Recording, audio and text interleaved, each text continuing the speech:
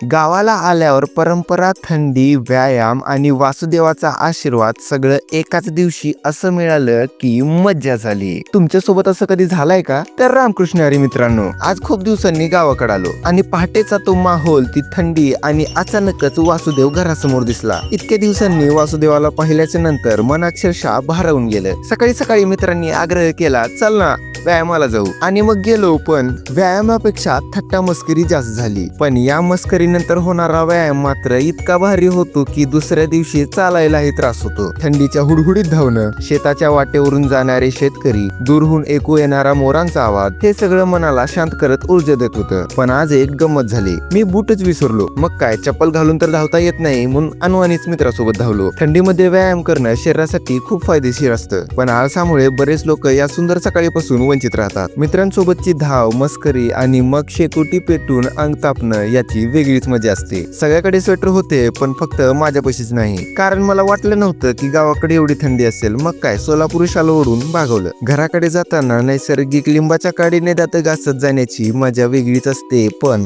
घरात आल्यानंतर कुठून तरी सुंदर आवाज कानावर आला. बाहेर बघितलं तर काय, वासुदेव. सकाळी सकाळी कृष्ण गुणगान करत वासुदेव घरात येणे ही महाराष्ट्राची हजारो वर्षाची संस्कृती आहे. त्या आवाजात एक अशी पवित्रता असते की मन शांत होतं आणि दिवस शुभ होतो. तर मित्रांनो, तुमच्याही घरी वासुदेव येतो का? आणि हा ब्लॉग तुम्ही कुठून पाहताय मला नक्की कमेंट करून सांगा. आणि असेच नवीन व्हिडिओ पाहण्यासाठी मराठी ब्लॉगला सबस्क्राईब करा. रामकृष्ण हरी.